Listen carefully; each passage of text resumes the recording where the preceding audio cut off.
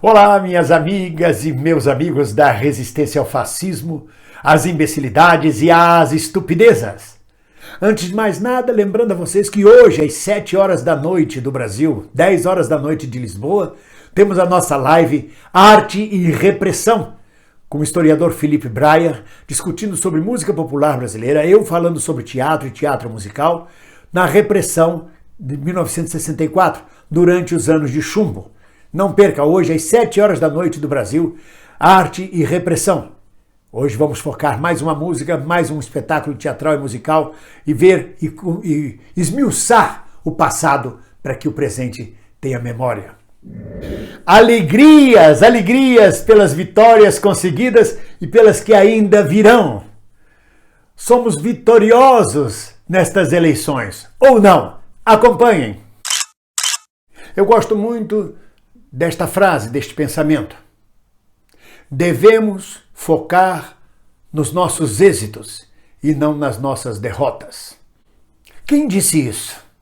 Henry Ford, o industrial? Zuckerberg, o 4.0? Não. Por incrível que pareça, Mao Tse-tung. E ele está correto. A questão é descobrir se o copo está meio cheio ou meio vazio. É uma questão do olhar. Se o teu olhar é ruim, todas as coisas serão ruins. Se o teu olhar é bom, todas as coisas passarão a ser boas. É uma visão de mundo. Para mim, o copo está meio cheio e não meio vazio. Primeiro, volto a bater na tecla, esse vídeo volta novamente a complementar o vídeo que eu lancei de manhã. O grande derrotado destas eleições é o bolsonarismo. A Rogéria Bolsonaro teve apenas 2.000 votos no Rio de Janeiro. O Carlos Bolsonaro perdeu 35% dos votos em relação à eleição anterior. O bolsonarismo não conseguiu mais alavancar candidatos oportunistas surgidos do nada. A não ser em São Paulo, mas é uma cosmópole. São Paulo elege Tammy Gretchen e dá 10% de votos para a Mamãe Falei, porque faz parte da cosmópole esse tipo de voto. Mas, no geral, a esquerda é uma grande vitoriosa. O bolsonarismo é o grande derrotado. A centro-direita também avançou. Mas essa sempre existiu no Brasil. O que acontece é que a gente volta à política tradicional. Começa a jogar para escanteio, quem vai para as cordas agora é o bolsonarismo. E quem sai das cordas do ringue e volta para a luta é exatamente a esquerda. Ainda temos no segundo turno 5 capitais ainda onde a esquerda está no segundo turno. Rio Grande do Sul, Porto Alegre, São Paulo, Vitória, Recife e Belém. A esquerda e o antibolsonarismo em várias outras capitais. Há mais 15 cidades grandes onde o PT está no segundo turno ainda. Então é uma vitória se você considerar que o pensamento capitalista, o pensamento conservador, existe no Brasil há 520 anos.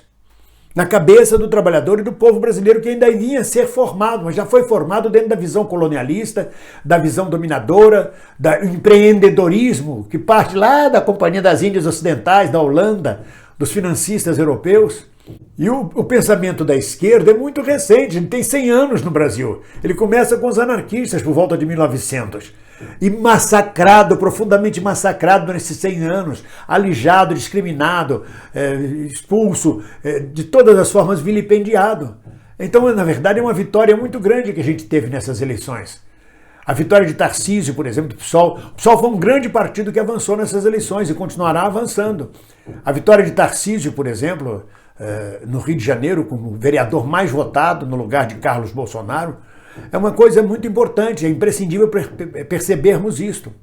Então nós temos que focar nos nossos êxitos. Por isso que para mim o copo está meio cheio.